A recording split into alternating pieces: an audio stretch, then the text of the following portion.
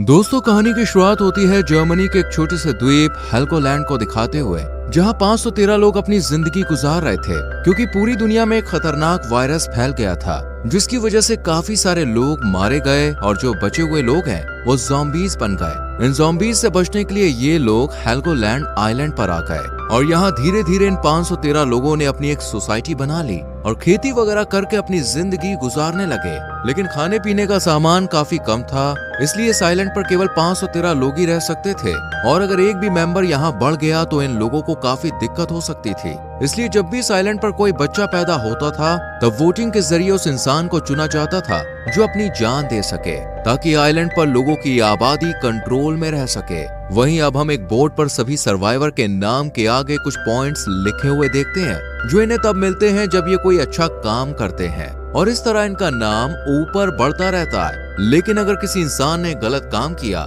तो उसका नाम नीचे चला जाता है। इस आइलैंड के लोगों को मैनेज करने के लिए काउंसिल कमेटी भी है, जिसकी सुपीरियर बीएट्रिस नाम की एक लेडी होती है। इसके बाद हमें 15 साल आगे की कहानी को दिखाया जाता है, जहां पूरे शहर के लोग एक हॉस्पिटल में आए हुए होते हैं क्योंकि आज एमिली नाम की एक लड़की अपने बच्चे को जन्म देने वाली है। इस पूरे सीन को लोला नाम की एक रिपोर्टर अपने कैमरे में रिकॉर्ड कर रही थी। अब रूल के हिसाब से जब कोई बच्चा पैदा होता है तो किसी दूसरे इंसान को अपनी जान देनी होती है, इसलिए एमिली के पिता खुद अपनी जान देने का फैसला करते हैं और एक चट्टान से कूद जाते हैं। वहीं हॉस्पिटल में एमिली एक बच्चे को जन्म देने के बाद दूसरे बच्चे को भी इस दुनिया में ला रही होती है क्योंकि उसे जुड़वा बच्चे पैदा हुए थे।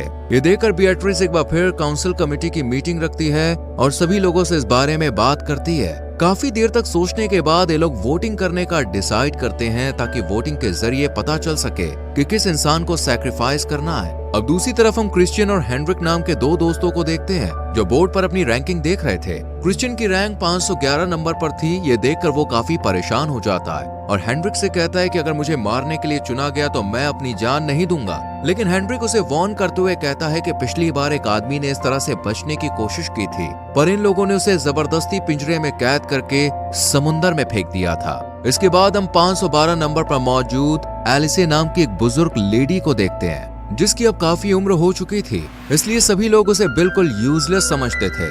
वही सबसे आखिरी पोजीशन यानी 513 रैंक पर जिस शख्स का नाम होता है वो था इटियन, जो कि एक वर्कर है और उसे सब लोगों ने क्रिमिनल घोषित कर दिया। इसके बाद सीन शिफ्ट होता है मारेक और उसके बेटे लाइनस पर। ये दोनों एक लैब में उसी वायरस की वैक्सीन बनाने की कोशिश कर रहे थे। वहीं दूसरी तरफ हम जूडिथ नाम की एक लेडी को देखते हैं जो यहाँ के अथॉरिटीज में से एक थी। कुछ देर के बाद वो मारेक के साथ शहर के सभी लोगों को दवाइयाँ देने के लिए जाती है और जब ये दोनों एटियन के घर पहुँचते हैं तब इन्हें देखकर एटियन की वाइफ लीसा जूडिथ पर गुस्सा करने लगती है और उससे कहती है कि उसकी वजह से एटियन जैसा एक हार्ड वर्किंग इंसान लिस्ट में आखिरी रैंक पर आया है और इसलिए इन्हें सजा के तौर पर राशन भी कम मिलता है। ये सुनकर जूडिथ उसे जवाब देते हुए कहती है कि एटियन ने दवाई चोरी की थी, इसलिए उसे क्रिमिनल माना गया है। लेकिन लीसा उसे समझाने की कोशिश करती है कि वो सिर्फ मेरे लिए दवाई चोरी कर रहा था क्योंकि डॉक्टर ने उसे दवा देने से मना कर दिया था। इसके बाद सीन शिफ्ट होता है एमिली पर, जो अपने कमरे में सो रही थी। तभी यहाँ एलिसी आकर चुपचाप उसके बच्चे को उठाकर अपने साथ ले जाने लगती है, पर तभी एमिली की आंख खुल जाती है और वो जल्दी से उससे अपना बच्चा छीन लेती है क्योंकि उसे लग रहा था कि एलिसे वोटिंग के चक्कर में उसके बेबी को नुकसान पहुंचाना चाहती है, पर वो उससे कहती है कि मैं ऐसा कभी नहीं करूंगी। इधर मारेक अपने लैब से दवाई छुपा कर लाता है और उसे लोरे नाम की एक लेडी को दे देता है, पर उसे ये सब करते हुए जूडिथ देख लेती है, इसलिए वो जल्दी से सुपरमार्केट में मौजूद बीएट्रिस के पास जाती है और मारेक ने जो किया वो सब बता देती है। पर बीएट्रिस उसे कहती है कि तुम ये बात किसी को मत बताना क्योंकि इस वक्त हमें मारेक की जरूरत है, लेकिन एक दिन हम उसे सजा जरूर देंगे और उसके बाद मैं उसकी जगह तुम्हें दे दूंगी। इन दोनों की ये सब बातें क्रिश्चियन और हेनरिक भी सुन रहे होते हैं कि तभी यहाँ पर एक बच्चा गिर जाता है और उसका सारा सामान टूट जाता है। ये देखकर हेनरिक को एक आइडिया आता है और वो क्रिश्चियन से कहता है कि यही रैंक बढ़ाने का सबसे अच्छा मौका है, तुम जल्दी से जाकर उस बच्चे की मदद करो ताकि लोगों की नजरों में तुम ऊपर उठ सको। हेनरिक की बात मानकर क्रिश्चियन भी ऐसा ही करता है और उस लड़के को अपना खाना दे देता है। जब बीएट्रिस उन्हें ऐसा करते हुए देखती है तो उसे काफी खुशी होती है, इसलिए वो हेनरिक और क्रिश्चियन को एक्स्ट्रा पॉइंट्स देने का ऐलान करती है। तभी हेनरिक की नजर एटियन और लीसा पर पड़ती है जो किसी स्टोर में आए हुए थे। हेनरिक ये बात अच्छी तरह से जानता था कि लीसा को राशन बहुत कम मिल रहा है, इसलिए वो उनके पास जाकर उनसे कहता है कि अगर तुम चाहो तो मैं तुम्हें खाना दे सकता हूँ। इस पर लीसा मना कर देती है, लेकिन पीछे खड़ी बेatrice इनकी बातें सुन लेती है और वो हेनरिक पर काफी गुस्सा करती है। यहाँ पर हमें पता चलता है कि असल में हेनरिक बेatrice का ही बेटा है। इसके बाद हम पीटर नाम के एक पेशेंट को मारेक की लैब में देखते हैं, जिसे जबरदस्ती बाहर की दुनिया से यहाँ पर एक्सपेरिमेंट के लिए लाया गया था और उस पर अलग अलग वैक्सीन्स का एक्सपेरिमेंट चल रहा था। वहीं दूसरी तरफ हेनरिक लीसा के पास जाकर उसे कुछ खाना ऑफर करता है और बदले में इंटीमेट होने के लिए कहता है, पर वो इसके लिए मना कर देती है। लेकिन हेनरिक फिर भी उसकी तरफ बढ़ने लगता है। तभी अचानक सायरन बज जाता है और उसे लीसा को छोड़कर बॉर्डर की तरफ भागना पड़ता है, क्योंकि वो एक सोल्जर है। यहाँ पर हम देखते हैं कि कुछ लोग आइलैंड में घुसने की कोशिश कर रहे हैं, जिन्हें सोल्जर्स की लीडर मिया वापस लौटने को कहती है, पर वो उसकी एक बात नहीं मानते और बैरियर काटने लगते हैं। और ये देखकर मिया एक आदमी को शूट कर देती है और फिर सभी लोग वापस जाने लगते हैं। लेकिन हेनरिक अपने मजे के लिए एक एक करके सभी को शूट कर देता है। अब वोटिंग का दिन आ जाता है और सभी लोग एटीएन के खिलाफ वोट करते हैं, यानी अब उसे अपनी जान देनी होगी। पर लीसा ऐसा बिल्कुल नहीं चाहती थी, इसलिए वो हॉल में बैठे हुए सभी लोगों से कहती है कि मेरा हस्बैंड बेगुनाह है, बस वो तो मेरे लिए दवाइयां ला रहा था। साथ ही इस बात का भी खुलासा करती है कि उसने हेनरिक को मारने के लिए वोट किया था, क्योंकि उसने खाने के बदले लीसा के साथ इंटीमेट होने की बात कही थी। ये सुनकर हॉल में जितनी भी लेडीज मौजूद होती हैं, वो हेनरिक के खिलाफ बोलने लगती है। इसलिए बेatrice को ना चाहते हुए भी हेनरिक को आइलैंड से निकालना पड़ता है। इसके बाद सीन शिफ्ट होता है लैब पर, जहाँ ज्यादा एक्सपेरिमेंट की वजह से अब पीटर की मौत हो चुकी थी। ये देखकर मारेक को काफी बुरा लगता है और वो उसकी डेड बॉडी को जलाने के बाद अपने घर आ जाता है। यहाँ उसका बेटा लाइनस उससे मिया की टीम के साथ मेनलैंड यानी बाहर की दुनिया में जाने के लिए कहता है, पर मारेक इसके लिए मना कर देता है। लेकिन लाइनस उसकी एक नहीं सुनता और अगले ही दिन कुछ सोल्जर्स के साथ बायो सूट पहनकर उनकी बोट पर चला जाता है। अब उनके साथ हेनरिक भी था, जिसे ये लोग सजा के तौर पर बाहर छोड़ने के लिए जा रहे थे। और कुछ देर के बाद ये मेनलैंड पर भी पहुंच जाते हैं, जिसके बाद एक सोल्जर हेनरिक से कहता है कि वह बोट से उतरकर नीचे चला जाए, पर वो ऐसा करने के लिए तैयार नहीं था। ये देखकर हांस नाम का एक सोल्जर गुस्से में उसे एक जोरदार मुक्का मारता है, क्योंकि उसकी बहन के साथ भी हेनरिक ने गलत काम किया था। और फिर वो जल्दी से यहाँ से भाग जाता है। दूसरी तरफ आइलैंड पर बेatrice अपनी एक एम्प्लॉय के साथ वाटर सप्लायर के एक चीफ इंजीनियर से मिलने के लिए जाती है, क्योंकि पानी का मीटर खराब हो चुका था। बेatrice जब उस इंजीनियर से बात कर रही होती है, तब उसकी एम्प्लॉय की नजर एक रेडियो पर पड़ती है, जिसे देखकर वो थोड़ी हैरान हो जाती है, क्योंकि इस आइलैंड पर रेडियो रखना इल्लीगल था। अब चीफ मीटर को ठीक करने के बाद बेatrice से अपनी वाइफ को भी इस आइलैंड पर लाने की रिक्वेस्ट करता है, लेकिन वो मना कर देती है। इधर सभी सोल्जर लाइनस को बोट पर रुकने की कहकर पूरे शहर में घूमने के लिए निकल जाते हैं, जहां उनकी मुलाकात अर्ल नाम के एक आदमी से होती है। ये सोल्जर्स उसे खाने का कुछ सामान देते हैं और इसके बदले में अर्ल इन्हें 2 बड़े बड़े बॉक्सेस और कुछ दवाइयां देता है। वहीं दूसरी तरफ लाइनस, जो कि इन सभी सोल्जर का बोट पर इंतजार कर रहा था, लेकिन वक्त बीत जाने के बाद भी ये जब नहीं आते, तो वो बोट से उतरकर आसपास घूमने के लिए चला जाता है, जहां उसकी मुलाकात मौजिक नाम के एक आदमी से होती है। वो लाइनस को एक दवाई की बोतल देकर कहता है कि मेरे पास एक शिप है जिसमें ऐसी कई सारी दवाइयां हैं, तुम अगर इन्हें पीना चाहते हो तो मैं तुम्हें दे सकता हूँ। ये सुनकर लाइनस मौजिक के साथ उसके शिप पर चला जाता है, जहाँ मौजिक उसे काफी सारी दवाइयां दिखाता है, पर वो लाइनस के सामने एक शर्त रखता है और उससे कहता है कि इनके बदले तुम्हें मुझे और मेरे दोस्तों को अपने आइलैंड पर लेकर जाना होगा। जिसके बाद बोट से काफी सारे लोग बाहर निकल आते हैं। ये देखकर लाइनस बिना टाइम वेस्ट किए फौरन यहाँ से भाग जाता है। इधर ये सभी सोल्जर बोट की तरफ आ रहे होते हैं कि तभी एक आदमी आकर एक सोल्जर पर अटैक कर देता है, लेकिन सही वक्त पर बाकी सोल्जर उसे शूट करके मार देते हैं और किसी तरह बोट तक पहुंच जाते हैं। पर यहाँ लाइनस मौजूद नहीं होता है। इससे पहले कि ये उसे ढूंढ पाते, काफी सारे सिटीजन इनकी तरफ आने लगते हैं, जिस वजह से ये लोग लाइनस को लिए बिना ही फौरन यहाँ से निकलने लगते हैं। पर बोट की आवाज सुनकर लाइनस जल्दी से शिप से बाहर निकल आता है और भागते हुए बोट पर कूद जाता है, पर उसके पीछे पीछे मौजिक भी आ जाता है, जो बोट पर चढ़ने की कोशिश करता है, लेकिन सोल्जर उसे शूट करके मार देते हैं। कि तभी उनकी नजर लाइनस के सूट पर जाती है, जो कि अब फट चुका था। उसके फटे हुए सूट को देखकर सोल्जर्स को लगता है कि कहीं वो इन्फेक्टेड ना हो गया हो, इसलिए वो उसे एक इंजेक्शन देकर यहीं बेहोश कर देते हैं और आइलैंड पर वापस लाने के बाद उसे लैब में क्वारंटीन कर देते हैं। इसके बाद यहाँ मारेक अपने बेटे से मिलने के लिए आता है। तब लाइनस उसे मौजिक द्वारा दी गई दवाई दिखाता है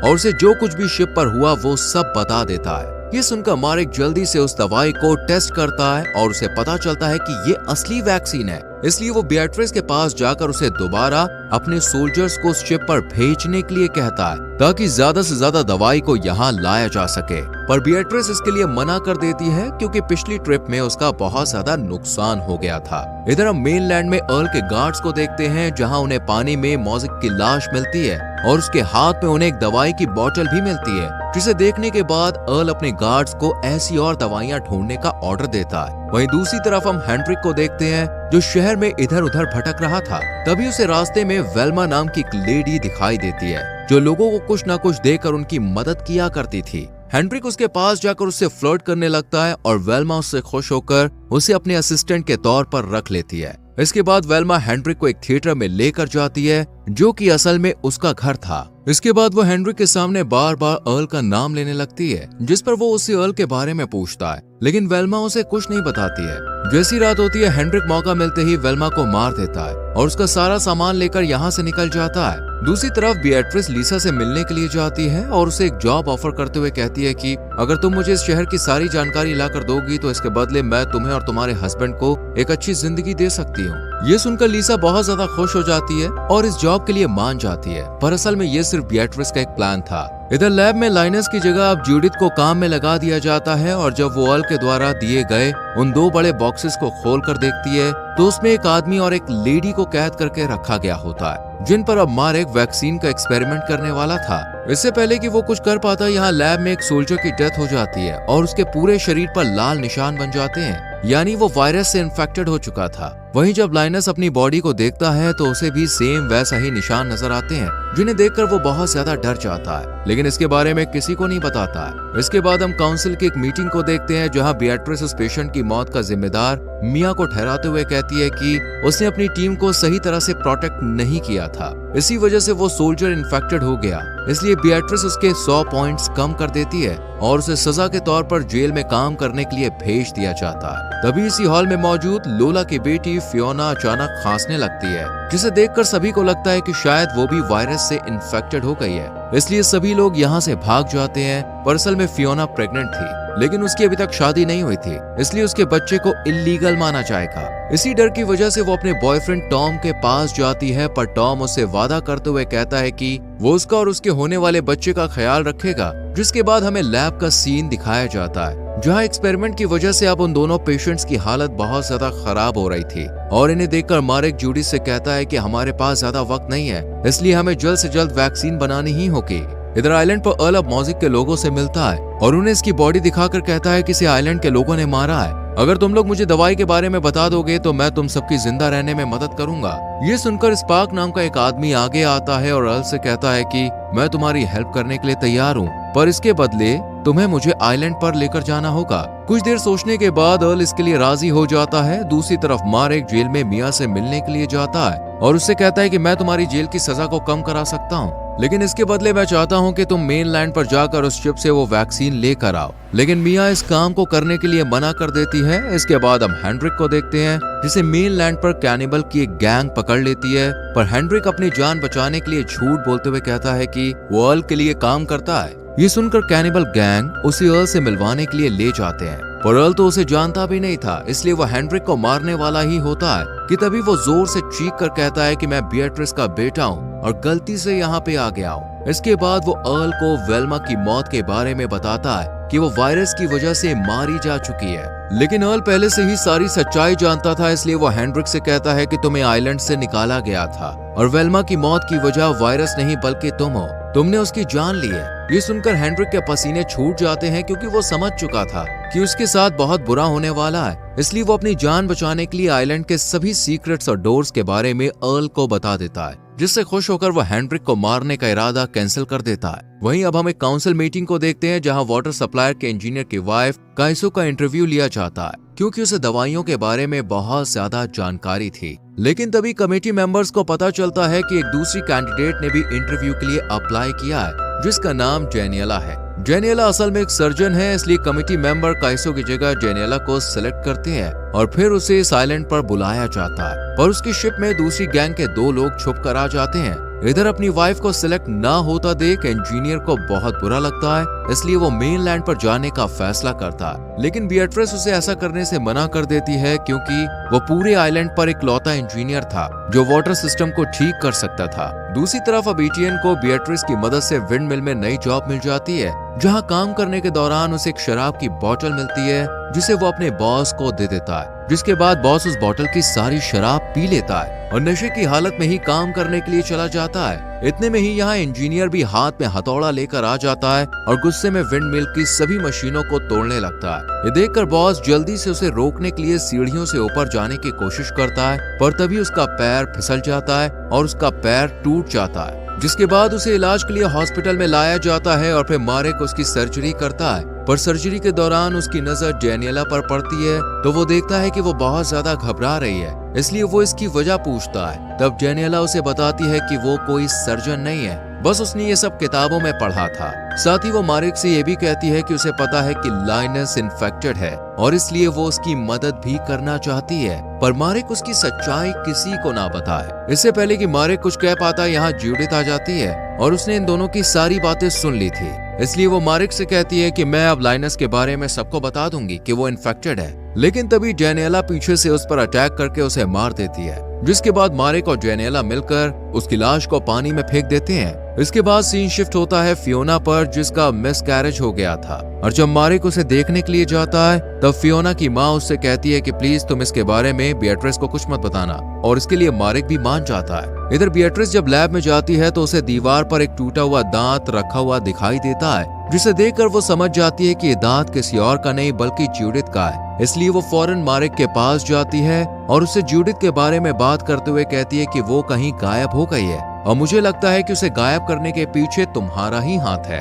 इस पर मारेक उसे बड़ी ही चालाकी से जवाब देता है कि मैं जानता हूँ कि तुम मुझे नुकसान नहीं पहुँचा सकती क्योंकि तुम्हें मेरी जरूरत है। ये सुनकर बिएट्रिस शांत हो जाती है और कुछ देर सोचने के बाद कहती है कि वो जूडिथ की मौत का इल्जाम इंजीनियर पर डाल देगी और लिसा की मदद से कुछ झूठे सबूत लोगों को दिखाकर ये साबित कर देती है कि जूडिथ की मौत का जिम्मेदार इंजीनियर है। इसके बाद हम एटियन को देखते हैं, जिसे अब विंड मिल का नया इंचार्ज बना दिया गया था। ये बात जब बॉस को पता चलती है तो वो गुस्से में एटियन के घर जाता है और उससे कहता है कि तुमने मुझे जानबूझकर शराब की बोतल दी ताकि मेरे साथ वो एक्सीडेंट हो जाए और तुम मेरी जगह ले सको।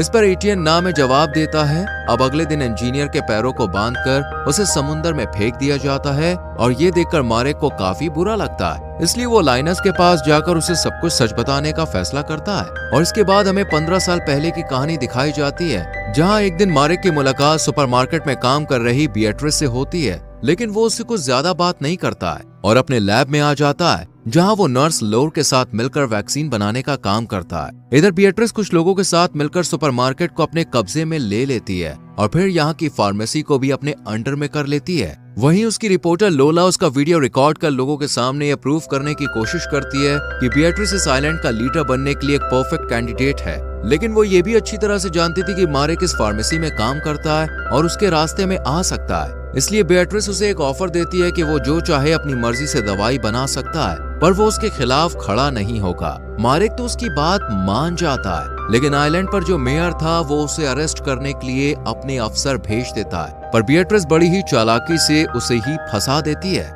इसके बाद सीन शिफ्ट होता है मारेक की वाइफ पर, जो कि मेनलैंड पर रहकर वैक्सीन बना रही होती है कि तभी कुछ गुंडे यहाँ पे आकर उसे मार देते हैं। वहीं दूसरी तरफ बिएट्रिस लोर को आइलैंड की आबादी को कंट्रोल रखने के लिए सिर्फ 513 लोगों को ही यहाँ रखने के लिए कहती है। पहले तो लोर इसके लिए मना करती है क्योंकि उन्हें आधे से ज्यादा आबादी को मारना होगा, लेकिन जब बिएट्रिस उसे धमकाती है तो वो इसके लिए राजी हो जाती है और फिर एक एक करके सभी लोगों को वायरस का इंजेक्शन लगाया जाता है और इस तरह कई लोग मारे जाते हैं, जबकि कुछ की रिपोर्ट्स चेंज कर उन्हें पॉजिटिव दिखाकर आइलैंड से बाहर निकाल दिया जाता है। ये देखकर मारेक जल्द से जल्द वैक्सीन बनाने का फैसला करता है ताकि लोगों को बिएट्रिस की सच्चाई बता सके, पर इस बात को 15 साल बीत गए थे। इसके बाद सीन प्रेजेंट में शिफ्ट होता है, जहां लाइनस की मौत हो चुकी थी और अब मारेक अपने पूरे कन्फेशन को रिकॉर्ड कर देता है, लेकिन डेनियला आकर उस टैब पर गोली चला देती है क्योंकि वो अर्ल की गैंग मेंबर है। इधर अर्ल अब अपनी आगे की प्लानिंग शुरू करता है और इसी के साथ ये सीरीज